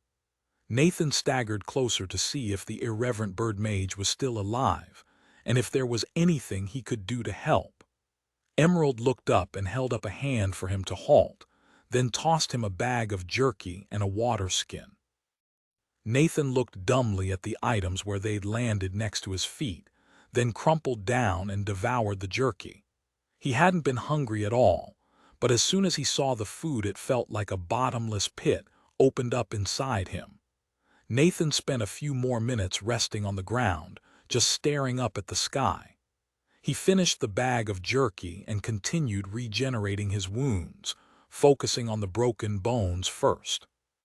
He sighed with relief when his arm bone reformed, and he was confident there wasn't any internal bleeding going on. The rest of the wounds were just superficial bleeding, so he used his remaining stamina to fix his fingers. Hand wounds made Nathan shiver. He was still bleeding slightly, but the biggest problem was shock caused by blood loss. Hold on a second, blood loss should be easy to fix with regeneration. Hematopoietic stem cells are some of the most common stem cells in the body at my age. He sat up and looked over to Arthur and Emerald, who were coaxing along a coughing William. Good, he wasn't dead. Nathan liked the flighty birdman. Heh, flighty. Nathan croaked something and they looked his way. He swallowed and repeated himself. Can I have some more food and water? Out of stamina. Arthur snorted, then pushed himself up from his knees, trotting over and dropping a canteen of soup into Nathan's hands. He promptly fumbled it to the ground. Then Arthur turned around and went back to William, casting another minor curring into him. Nathan busied himself with his newly acquired calories, chugging down the soup between deep breaths. He fought down a few bouts of nausea, and used his rapidly replenishing stamina to close the rest of the bleeding wounds. Then, he funneled his small but growing pool of stamina into his bones again, aiming for the bone marrow. The stem cells there were supposed to replenish his blood cells, so they should replace his lost blood fairly easily. He closed his eyes and took a deep breath, feeding stamina into the core of his bones and hoping like hell he wasn't giving himself a blood cancer. Mid-tier regeneration rank 5 achieved. Man, that talent is ranking up quickly. At least he wasn't suffering from blood loss anymore, since he wasn't nauseous and everything definitely seemed sharper. The regeneration talent had almost certainly saved his life, bringing him from near death to fully functional. All it took was a few minutes, a bag of jerky, and a canteen of soup. In fact, the talent seemed to be able to replace flesh without anything near the right amount of food. As he ranked his regeneration talent up, it was getting noticeably faster and more efficient. I'm glad I'm immune to just mana-based magic and not all the other cool stuff Davrar can offer. Stamina definitely seems able to break the rules of reality. It might not be magic, but it seems a lot like magic to me. Nathan pushed himself to his feet and looked around again with new focus. Arthur and Emerald appeared to have William well in hand, so he turned and looked to Vihala. She was busy unchaining the lines of slaves and directing them up the stream bank, away from the bloodied stream. There was definitely something wrong with them. The ex-captives' eyes were stupefied, and they were dreamily wandering as if unsure where they were or where they should go. Nathan kept any from wandering off into the woods, directing them to sit down in a clearing on the edge of the stream. After a few minutes, Arthur started helping him, and soon enough they had nearly 120 people seated in a disorganized mess. Nathan checked on the slave soldiers, wondering if any of them could be freed as well, but they were all dead. Some of them appeared to not have any wounds and had keeled over at the end of the fight without being touched. Nathan made a note to ask somebody about that later, but there were more important things to deal with right now. According to Vihala, the prisoners were under the effect of a mass daze spell that made them unfocused and easy to guide. The giant traders had rescued slaves from raids before, and Vihala showed Nathan how to snap people out of it with a mix of light slaps, strong-smelling spices, and loud yells. In short order, they'd freed the villagers and left them to organize themselves on the riverbank. After he helped Vihala break the captured villages free, he went to check in on William. The birdman was mostly fine, though one of his wings had healed badly. Arthur hadn't said it properly before giving him the healing that had probably saved William's life. With his scorched feathers, he looked less like a hawk to Nathan and more like a bedraggled crow. But William seemed in high spirits regardless, in his own words. After all this, the coin for a proper heal won't be a problem. Heck, I bet half the healers will give me a discount. Besides, ladies love a tercel with a few scars and a story to go with them. Nathan looked around, seeing if there was anything else he could help with. Emerald hadn't spent much time with the rescued. Instead, the faceless fighter had gone down to loot all of the bodies. They emptied the pockets and pouches of the slave masters and completely stripped the mages, bunching up their robes around whatever loot they gathered. After that, and with Artha's help, they stripped the armor from the slave soldiers and cast all of the bodies into the stream. Nathan wasn't sure why and added it to the list of things to ask about. There's just so much I don't know about Davrar and the practicalities of life here. A bedraggled elderly couple stood out among the rescued, organizing the cluster of scared people before making the rounds to check in on everybody.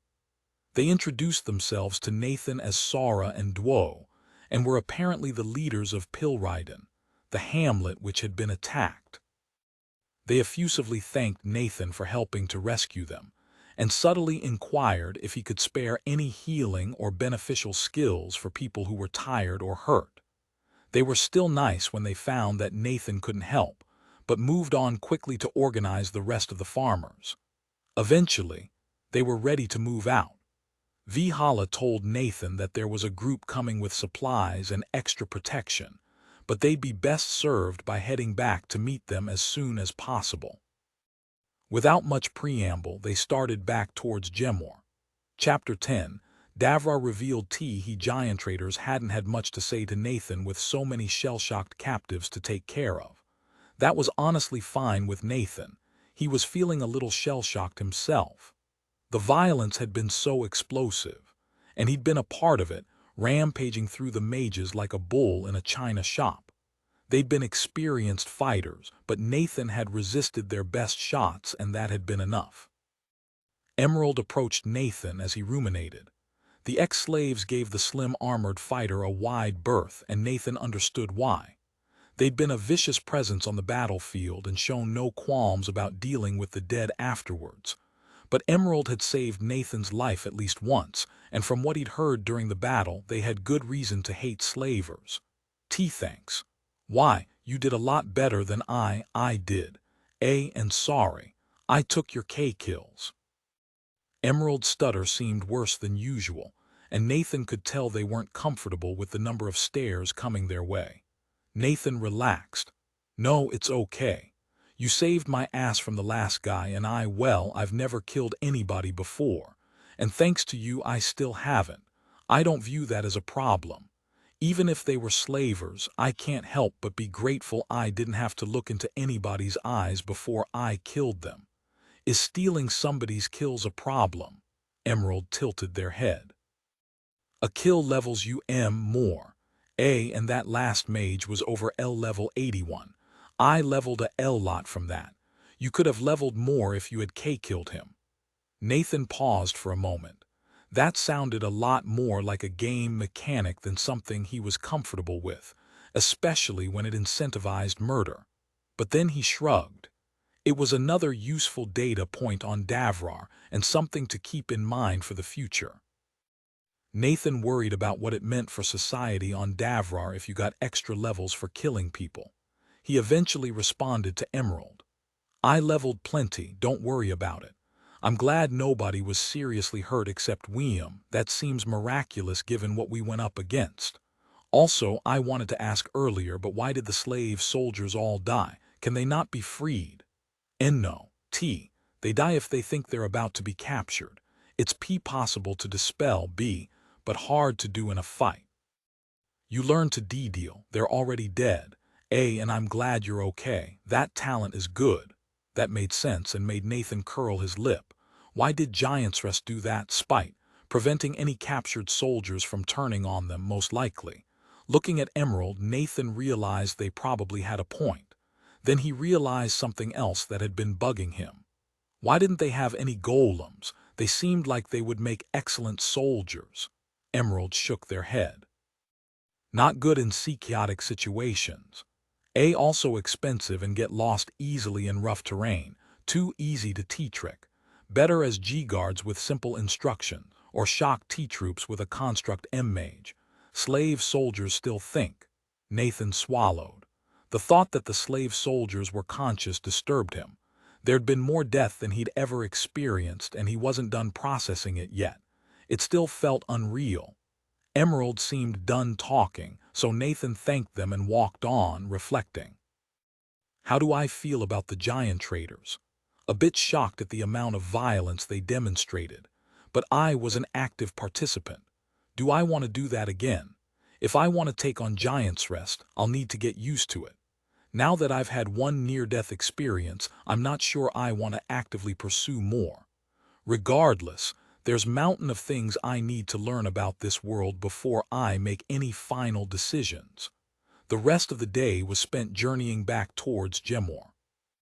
Nathan didn't talk much with the rest of the giant traders, instead walking to the side of the large group of subdued ex-captives.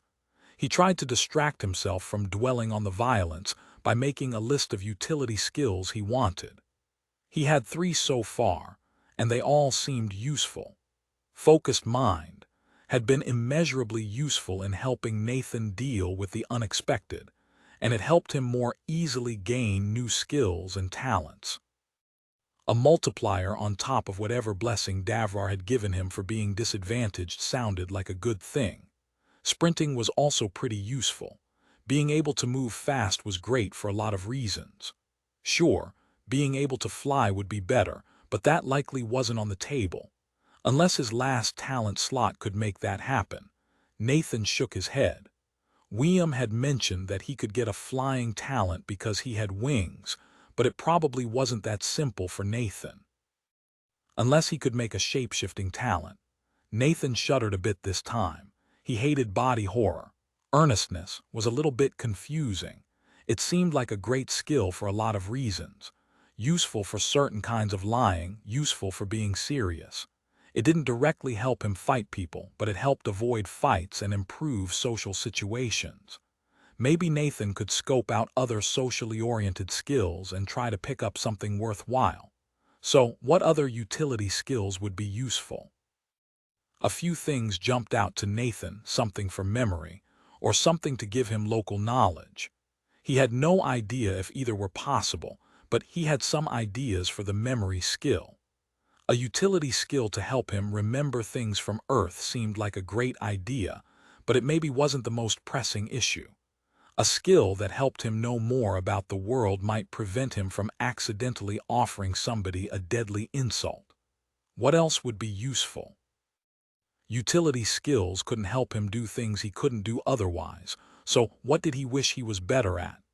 That question made Nathan remember something, his plans to develop magic resistance. He hadn't developed it before the fight, and it seemed to require serious effort. He remembered his first fumbling resistance of magic, when Tial had tried to charm him. Nathan had needed to pull apart each spell, feel what it was doing and work to counter the effect. When the talent had hit max rank up and he'd gotten anti-magic blows, it had required a lot less attention, at least when he was hitting things. But he didn't want to lose sight of how he'd interacted with the magic to counter it the first few times. It could be the key to developing the talent in a useful direction. The sun was far from dimming when the group settled in a wide glade for the night. They were in the middle of the cold wilderness, and the villagers needed some time to eat and rest to stay healthy. The ex-slaves were ravenous since they'd been fed nothing but starvation rations after being captured.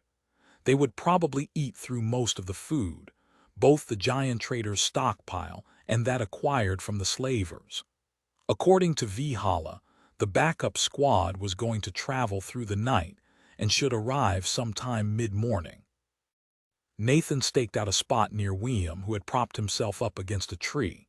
They would be sleeping rough tonight, the tent and heavy blankets going to some of the elderly who had struggled with the overland march. But there was a fire nearby, so it wasn't too bad. William seemed to be doing better, but not great. He would need that session with a healer, and Nathan hoped he got it. But he had some questions for the Hawkman first. Questions about magic. "Hey William, hope you're feeling better." William lifted one hand and made a fist, which he bounced side to side. Nathan continued, "I've got some questions about magic if you've got time. I want to know how you cast spells. If somebody had mana shaping and was trying to cast their first spell, what would you tell them?" William coughed out a bit of a laugh, then shrugged. "A bit of a funny question, a common from you. But I'll tell you what I got told when I was a chick. When you can shape the mana, you sorta tie it in knots of specific shapes." Basic spells like this light orb, a ball of light manifested in his palm, are real simple. Just take some basic mana, throw it around like this, and there you go. He looked at Nathan a moment, then seemed to realize something. But you can't sense the mana, so it's not gonna work great. Mana shaping would let you sense the mana I'm throwing around for this spell. Try it yourself. William withdrew his hand, leaving the ball of light floating in midair. Nathan studied the orb of light, both with his eyes and with the elusive sense he'd felt while resisting Tial's spells. Nothing. He reached out and touched the ball. Right before it flickered out, he felt it. Like an insubstantial, uneven ball or a knot of fuzzy string. Nathan's brows furrowed. I think I can sense the mana, but only when I touch it. I could feel the shape of that a bit. Are there different kinds of mana other than basic mana? William clattered his beak a bit. Weird. I heard of some other talents that let you sense mana, but they're mostly bad versions of mana shaping. Funny that magic resistance would do it. But yeah, bunch of kinds of mana for different spells. 1-0, the big parts to Bane, a mage is learning to change the type of mana you put in a spell. They're all different, and a lot of mages get class skills for new types of mana, but you can learn to use other mana types if you ain't got the skill. I do a lot with shadow mana, and I got a skill for that one, but I also do some earth stuff, and that's just an insight and some practice, and easy to get to from shadow. But I'd need fire and force for a fireball, and I can't do neither. That was fascinating. Themed mana. Can you sense what kind of mana is which? And how do you learn to swap the types? Yup, all the types have a different feel 'bout 'em. Basic is fuzzy and soft, while shadow is dark and brittle. Earth is heavy and moist, but none of those are great explanations. You kinda gotta just feel the mana and figure out what's what. And for the swapping, well, that's a insight right there, and not mine to give. But it's one of the keys to magery. That and Bane shown what weaves make what spells, and practice to get skills and stuff to make the mana go into a spell faster. A new mage'll take a hot minute to put together a simple light spell, never mind a paralysis or whatever. Nathan had an idea. His magic resistance seemed to give him the ability to sense mana when it was in contact with him. When he'd been ranking up his magic resistance talent the first time, he'd needed to feel out Tial's different spells and work to neutralize them differently. What if the same was true for all magic? Did he need to understand the spell work, or at least understand how to pick it apart, in order to properly neutralize it? It felt like a good way to go about the talent evolution to Nathan. So he asked William for a favor. Hey William, feel free to turn me down if you're not up to it, but do you think you could cast some spells on me? Nothing harmful, I just want to focus on what it feels like to resist magic. I think it'll be helpful for developing my talent. William's eyes bore into Nathan, and he cocked his head to the side. You know what, sure. Usually this sort of thing'd come for a cost, but with all that's happened I owe you a bit, even if you're the vote that got me blown out of a tree. But hey, if you make it big, remember the little folks. Nathan was confused by that last bit, but William immediately moved on to casting a variety of spells on Nathan. They started with various stealth spells and worked their way up to some basic attack and inconvenience spells. Using focused mind, Nathan learned to pick out some of the shapes of the various spells and how to pull them apart faster or slower. He also started getting a sense of what different kinds of mana felt like. William's explanations had been spot on, with basic, unaspected mana being soft and fluffy, shadow mana being dark and brittle feeling, while earth was dense and wet. It was almost as if the density was more a sensation of weight than of actual mass. It was hard to put into words. After a plain but filling meal, Nathan settled in to meditate. He wasn't frantic or panicking, but it seemed like a good idea to keep up the habit. The absence of his smartphone and its app was annoying, but focused mind more than made up for it. It really was a useful skill for his own sanity, if nothing else. Nathan drifted, focusing on his breathing. In and out, in and out. How did he feel? A bit scared. guilty for killing people, even if he hadn't delivered any final blows. He heard the refugees moving in the camp around him and relaxed. The fight had been for a purpose, and that purpose had been worthwhile. In hindsight, he'd been quick to agree, but knowing the outcome, he didn't regret the decision. The violence had come easier than he'd expected. Nathan remembered the sensation of the mage's face crunching under his fist, and then remembered what the mage had done. He called up a bit of the visceral hate that had sparked his fury, and Nathan found he didn't even regret the violence, just the risk of his own death. With that thought, he let his feelings of the fight go and cleared his mind for proper meditation. Low-tier focused mind rank 9 achieved. After a time, a more centered Nathan opened his eyes to the darkness of night. Once again, he was shocked at the rapid transition from a bright day with a sun directly overhead to full night. But unlike last night, the sky wasn't cloudy, and he could see what the clouds had hidden. The entire sky glowed with white, blue, and green. It took Nathan a moment to parse the swirls of faraway clouds, the blue of oceans and the yellow-green of continents. It was like looking at the surface of Earth from the moon, but covering the whole sky and dimmer. The total light was only slightly more than that of a full moon, but Nathan could see a whole world laid out in the sky above him, glowing with reflected light. He was starstruck, or world-struck. After a few minutes of just looking up, Nathan organized his thoughts. He didn't recognize any of the continents and couldn't make things out in great detail. Assuming Earth-sized continents, the distance was probably about half the distance from the moon to Earth. Big error bars on that. But there was definitely a lot more real estate up there than what existed on Earth, and Nathan gave up after counting over a dozen continents. There were also enormous scattered patches of black and white, looking like infections on the world above. Each patch was about half the size of a major continent and either completely white or completely black. Bizarre. Is there a giant mirror way up there, or is this world two discs stuck face to face? Nathan turned towards William, who was watching him. Nathan had no experience reading bird-person expressions, but William's eyes looked amused. Did your sky look different where you came from? Nathan looked back up. Yeah, it did. What is it? Has anybody ever been there?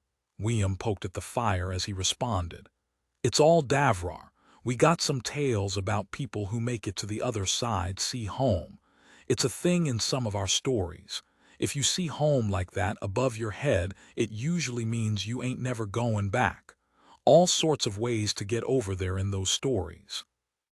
Sometimes mages fly it, but apparently it's harder than just go up and keep going. But the stories don't tell why, and not many are strong enough or brave enough to try. Usually it's just poking something you shouldn't, get teleported up there by some artifact. But it's all Davrar. Nathan nodded, pondering. This world did not work like Earth did. There wasn't an obvious solar system, and the sun couldn't work on the same principles as Sol if it was in between this layer and the one visible up in the sky. Maybe there was a giant sphere of one-way mirrors around the planet, which reflected the world back down at them while allowing sunlight through. It could be a construct like a Dyson sphere or a ring world, but neither of those explanations fit with his observations. Though Nathan had never been inside a Dyson sphere before, he assumed the other side would be so far away he wouldn't be able to make out any continents. Like Mars far away. I wouldn't be able to see any details at all. Regardless, those possibilities ignored what might be possible with magic. Something was going on with how this world worked, and it was something he could investigate. The thought was both exhilarating and terrifying. At various times he'd wondered what it would have felt like to be one of the early scientists during the Enlightenment, where so much was unknown but ripe for discovery. And now, maybe he would find out. Chapter 11. Adventurers and Adventurers. T. Hay didn't move on the next morning, instead staying in place and caring for the ex-captives who needed a break. Nathan was sent to collect deadwood for fires and help dig holes for makeshift latrines. He didn't mind. It was a way to help out that didn't demand much of him. And these people needed help. Nathan wasn't sure how he'd feel to be kidnapped from his home and barely escape being enslaved by mental magic. Well, that's exactly what happened to me. But these people are pretty helpless to prevent it happening again. But there was another critical difference between Nathan and these refugees. His terror and horror had been tempered by wonder. Wonder at a world with magic, talents, and an entire world above your head. Nathan looked up from his digging, to the clear sky. If you looked past the blue sky, you could still see the surface opposite. It was hard to notice unless you looked closely, appearing like faint, wispy clouds until you saw the spiral of a storm the size of a small moon, or the faint, deep blue glint of the ocean. Nathan finished digging the new latrine. It wasn't all that bad to use. One of the refugees had a talent or skill that could somehow process normal leaves into a passable imitation of toilet paper. It required careful hand placement, but Nathan had been on camping trips with worse accommodations. Nathan went to find William again. He wanted to practice sensing magic again. It was so cool to feel magic, to tug apart component strands of mana. Walking through the camp, he noted how the ex-captives treated the giant traders with a sort of hands-off awe. It struck Nathan like a cross between hero worship and keeping your distance from a snarling dog. The only villagers he'd talked with this morning were Sara and Duo, who acted as liaisons with the adventurers. He found Vihala first, sitting on a stump and stitching up a hole in her armor with a huge needle. Nathan asked her directly, "The people we rescued seem pretty wary of us. What's up with that?" Vihala looked around. "Yeah, pretty normal with adventurers. We live with violence and they hope it stays far away from them.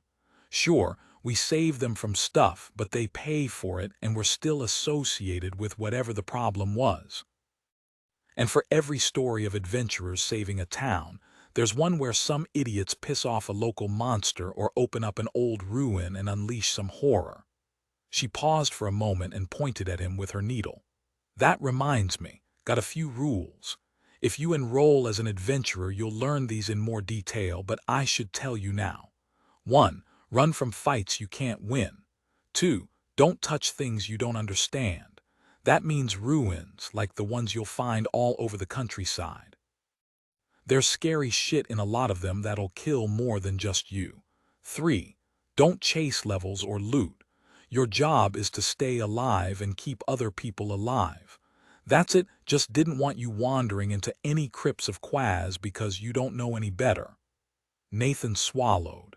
He wasn't sure how to take that advice, but Vihala didn't expect a response from him and turned back to her mending.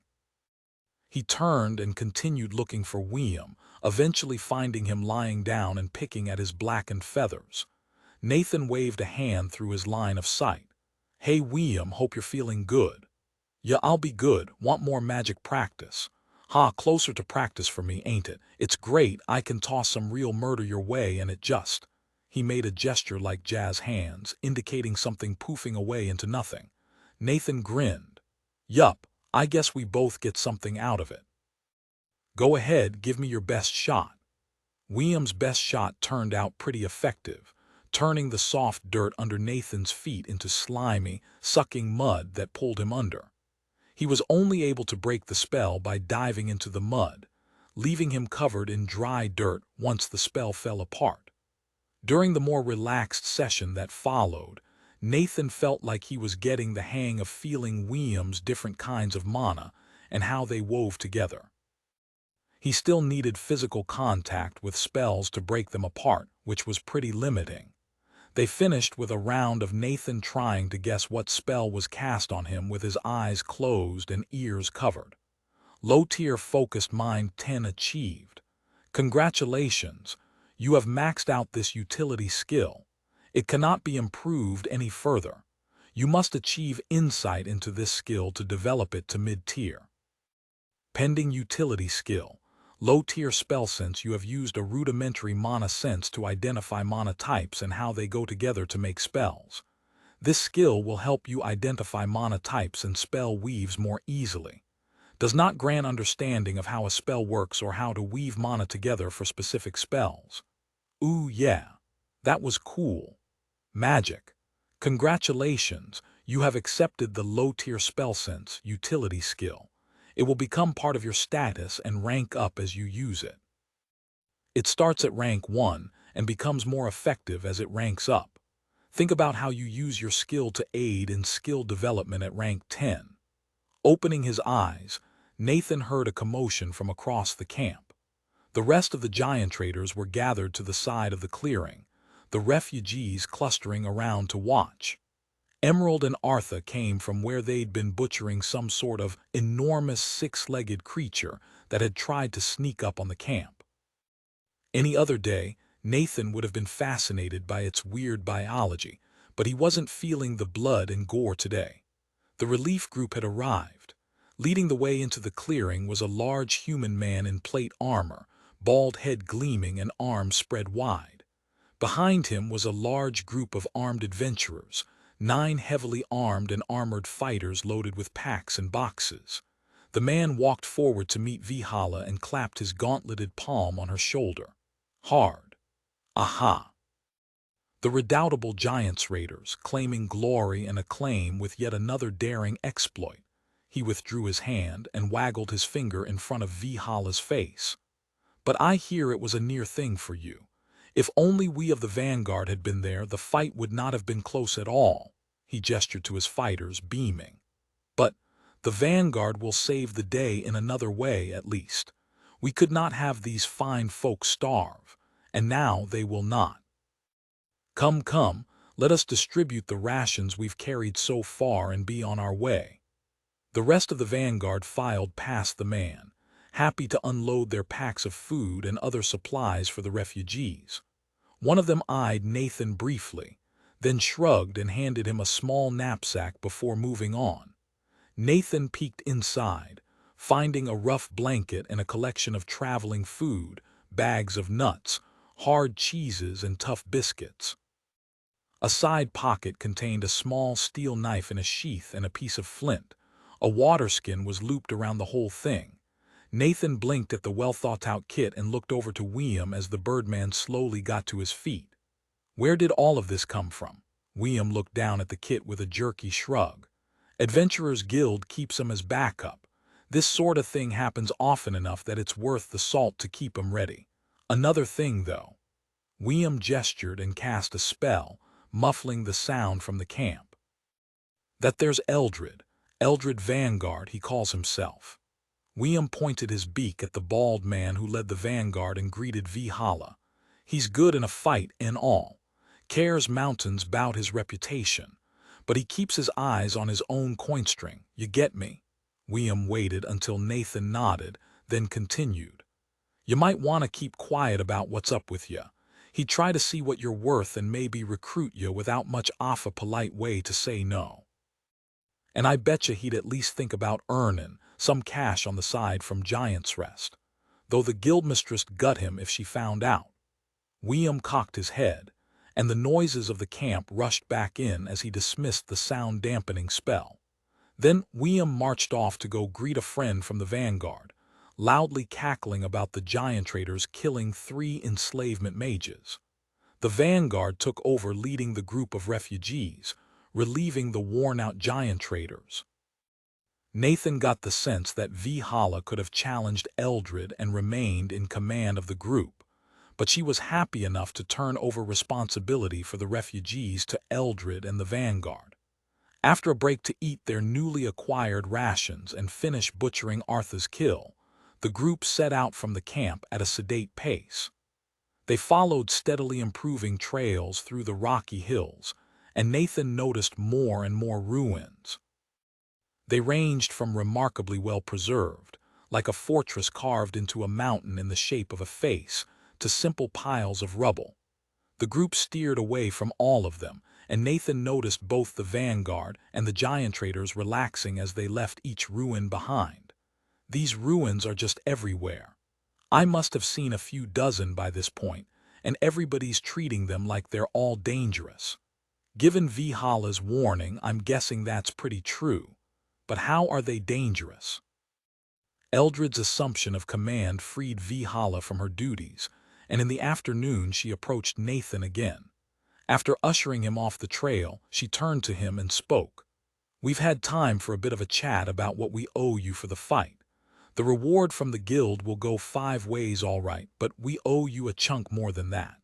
You swore no oaths to fight slavers, and Artha didn't have a right to ask you for it."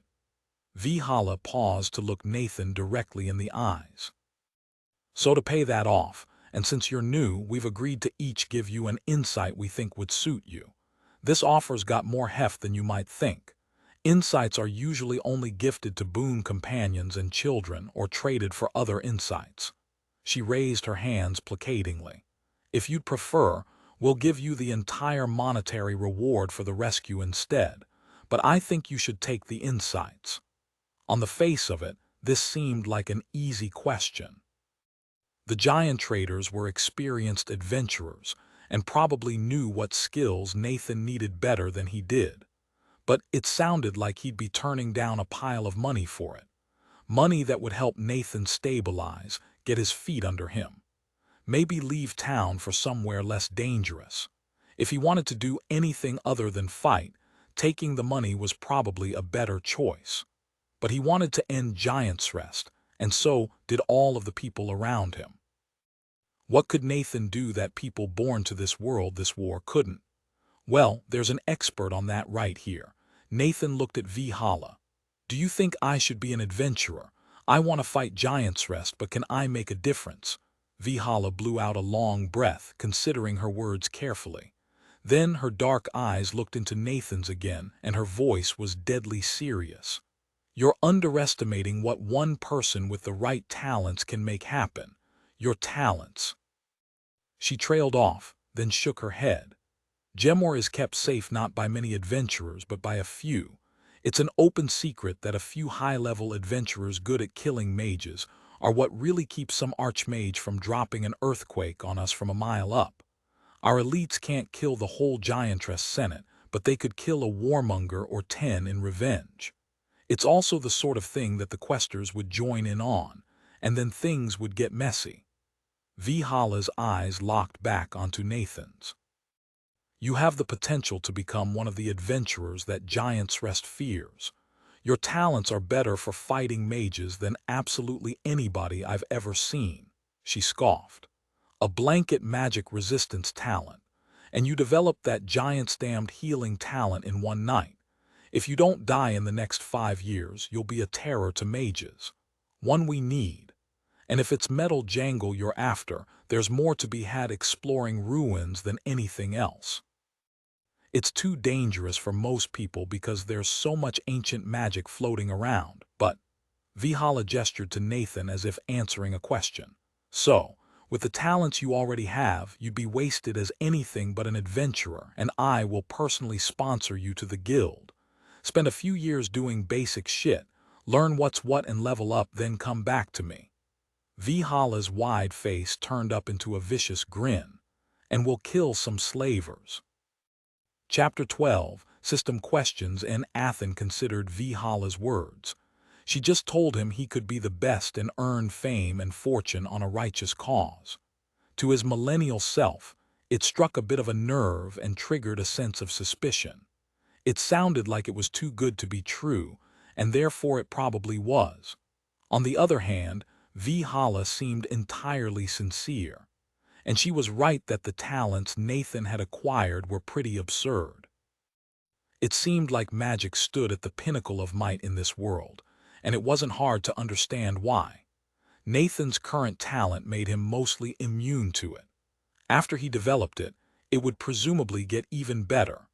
And given some levels and a smart build to provide him with plenty of stamina, Nathan could recover from almost any blow that didn't immediately kill him. And that was the difference between Davrar and Earth. Nathan didn't have great power in either place, but he could acquire great power here. And there were great wrongs to right with that power, if he could resist the temptation of power for its own sake. Nathan closed his eyes and released a deep breath. He wasn't committing himself here, but this was definitely a step toward becoming a person who could bring down Giant's Rest. A killer. There's a lot I haven't considered about what it means to take on Giant's Rest. But it definitely means I'm going to have to kill people, not something I've seriously considered before. Then he turned back to Vihala, who had been watching him patiently. Thank you for that. I needed to decide what I am doing here, but I think you're right. Adventuring sounds good. I will accept your insights. Vihala looked relieved. That's gladdening. To give you expectations, Artha said he'd continue talking to you about rage. His clan specializes in the path of rage, and he's definitely got some class skills about it, so hear him out. William is already working with you on something to do with magic. Not sure what you can get out of it, but he thinks it's worthwhile, and if you agree, that's between you. I'm not sure about Emerald. They said they've got a few ideas, but you'll have to talk to them to figure it out. As for me, I want to give you a choice. She looked around at the forest and hills they were passing through. The first option would be to teach you about ranging the wild, finding paths, food, tracks, hiding camps, hiding yourself. I can help you guide your next class development in a more ranger-focused direction, and if you don't want that, we can get you a utility skill or two that'll help out. Are you interested in that? Nathan considered for a minute and shook his head. Sounds useful, but I don't want to specialize in operating in the wilderness too much, especially with what you've said about where my potential lies. Vihala nodded, dreadlocks bouncing on her back. The other one is something I learned from my ma and a bit of a personal secret. I'd ask you to swear to not sharing the insight for this one around. It's a specific utility skill focused on perception, called notice, though I've got it developed past that. Means important things stand out to you more. Sounds like something you're interested in. Nathan nodded along, and as soon as she gave him the chance, voiced his agreement. That sounds useful in almost all situations. Is there a catch? Vihala's dark lips quirked. Not everybody agrees. It isn't a craft, it doesn't make you stronger, help you run faster or hit harder. Lots of people would rather learn easy breathing or the like. But no, it just helps you see and hear more than you would without it, and figure what's important from all that. Do you want it? Hell yeah. Perception is the best skill in D&D. It lets you avoid ambushes, find secret treasure, and notice important details. It might not win a fight, but it lets you choose fights you can win. Nathan thought about it for a second more, but this skill sounded priceless. Yes, and I swear on my honor not to tell anybody else the insight without your permission. Vihala paused, amused at Nathan's oath. The basics of it are to accept that you don't notice everything that you see. She gestured around them to the forested mountains. There's a lot of detail here. Different rocks, slopes, trees, the wind, small movements, but you don't notice it because not much stands out. If I were to ask you where the tallest mountain we passed was, could you answer? Nathan shook his head. He'd heard something like this before about how unreliable eyewitness testimony was. I also couldn't tell you what color clothes Duo and Sara were wearing. Vihala nodded, enthused. Right. And those details aren't a big deal. But if you train at it, Davrar can help you see more and figure out what's important without thinking about it. It's a hard skill to pick up, but what you gotta do is realize how much of the world you're missing and try to pick up more. Not just limited to sight either, and if you only work on sight, you'll get a worse version of the skill. Make sure you think about smell, touch, sound, even temperature. There's some tricks to it I can share later, but everybody does it a bit different, and I don't want to send you off in the wrong direction. They walked in silence for a bit, while Nathan appreciated the natural world around them. It was a severe but beautiful landscape, with slopes of evergreens punctuated by sheer walls of gray rock. The occasional ruin or enormous carving gave a sense of weight to the landscape, as if grand events had once happened in this valley. Nathan struggled to notice as many details as he could. The shape of the rocks on the trail they walked, the pattern of new growth from a wildfire on the opposite hill. After a time, Vihala interrupted. Seems you're on the right path. Keep trying, but keep thinking about how you notice details and why specific things stand out to you. It's not just practice, it's an insight that I'm building you up to. I'd be pretty surprised if you got the skill before we got to Gemor tomorrow, but the giant traders will be sticking around town for a bit, so we'll keep working until you get the skill. Vihala turned and walked away, looking over her shoulder as she departed. It's easier to get skills and talents in dangerous situations. The more dangerous, the better. If you can spare a moment during a fight, focus on an insight you're working on. Just don't get killed. Anyway, I'll send Emerald over. They wanted to figure out what you were interested in. The refugees are taking a break, so you have some time. A few minutes later, Emerald approached Nathan, raising a hand in greeting. They spoke quickly, if with a stronger stutter than usual. There's a few things I could teach you. Do you know what kind of thing you're interested in? You probably can't get my C-class, and the special talent I have might not be useful to you. They trailed off uncertain. Nathan had a reply ready. You've seen me fight. I want to be better at it. I know it's not common for utility skills to help you fight better, but I saw how well you were able to dodge earlier. Are there any skills that you can teach me for that? Emerald was silent for a moment, then spoke. Yes, but you'll need to take it seriously. What I have doesn't sound like a fighting skill. It's their shoulders hunched and they kicked a rock. It's a dancing skill, called dancer's footwork. If you'd rather, I have a talent that makes my armor lighter. Nathan answered. No, the dodging skill sounds interesting. I bet it helps keep your feet steady and dodge around like I saw during the fight. Emerald's awkward hunch froze. Why, yeah, it does, but it doesn't sound like a skill for F-fighters. If you learn it, don't tell anybody you have it. They will mock you and won't want to W-work with you. Sounds like macho idiocy to me. There's a reason boxers learn to dance. He considered the armor talent, but it just didn't seem to stack up to his other talents.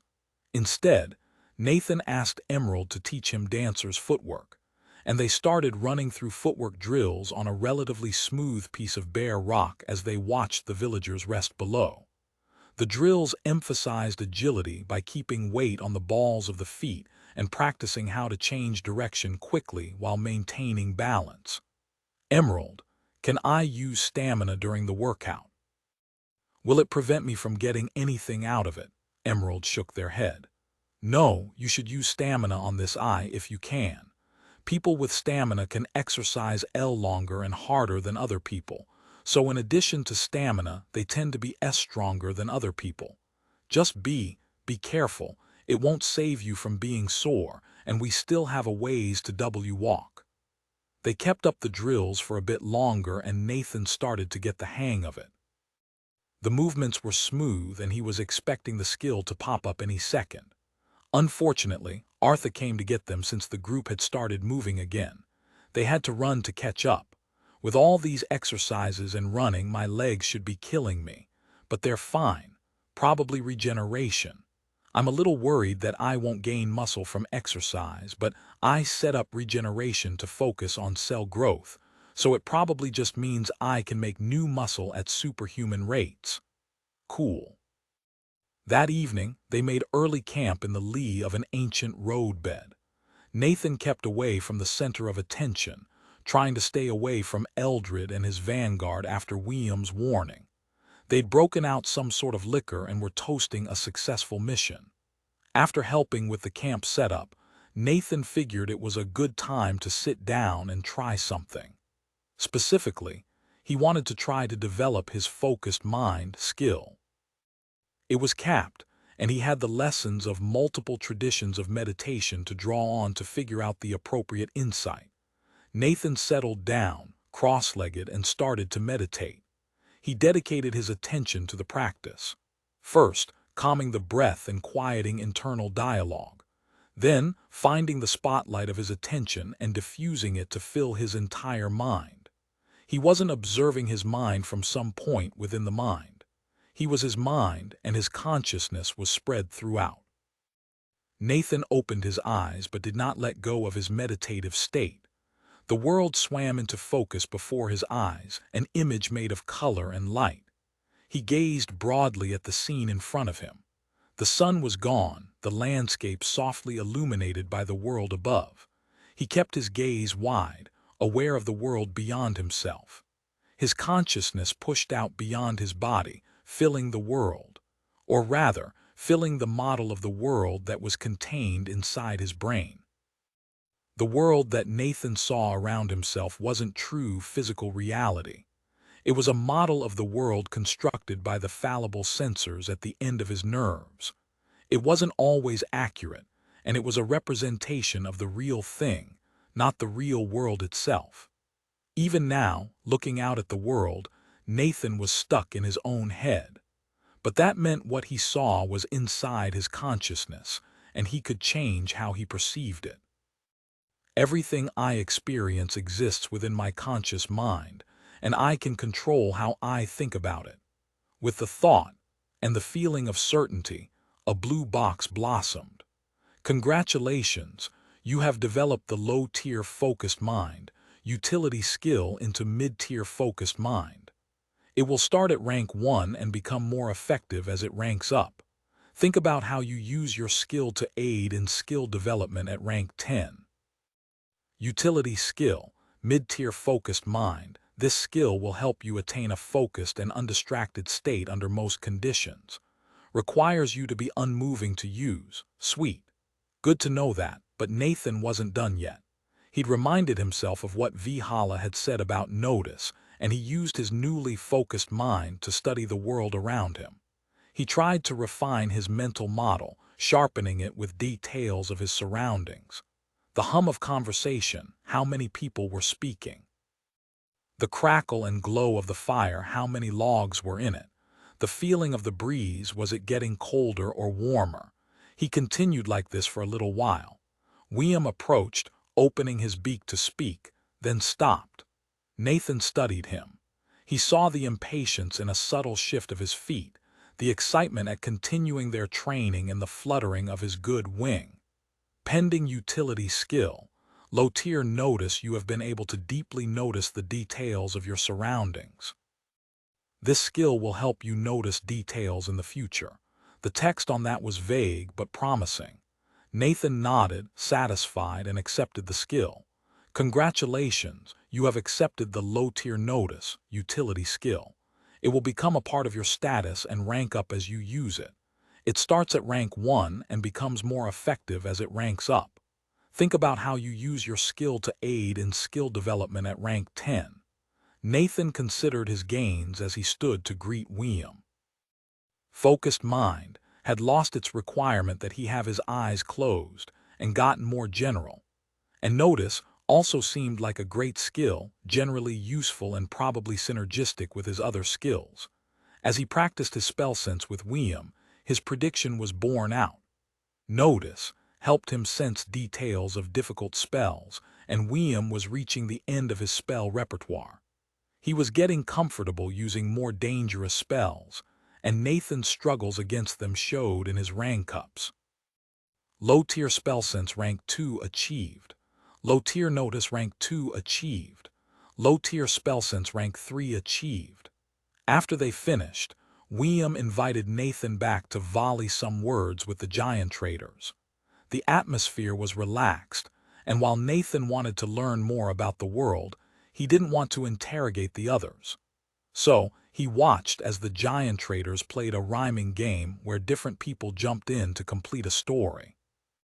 Their topic was the fight at the river ford, and with all of the embellishments and poetic license, Nathan didn't recognize the fight at all. It was hilarious to hear William's departure from the tree described as a majestic flight, escaping lightning's smite. Towards the end, Nathan jumped in with a few of his own verses. Later, he learned more of the adventuring team whose company he shared. He might have been unlucky with his company on first entry to Davrar, but he couldn't complain about meeting the giant traders. He was a bit upset at Arthur for asking Nathan to help in the way he had. It would have been hard for me to say no, and he knows it. But it was harder to be mad after Nathan learned that the big centaur's last name was Footspeak. Arthur Footspeak. That was hilarious. His clan was a big deal on the neighboring plains and led large trading caravans across dangerous territory. Vihala's last name was Bow, and her family had a legacy in Gemor, respected for martial prowess. William's last name was Airbull. He was a traveler from far away and spoke of escaping a crowded home for adventure. Emerald didn't share many details beyond that they'd chosen the last name Free, having been born into slavery. In return,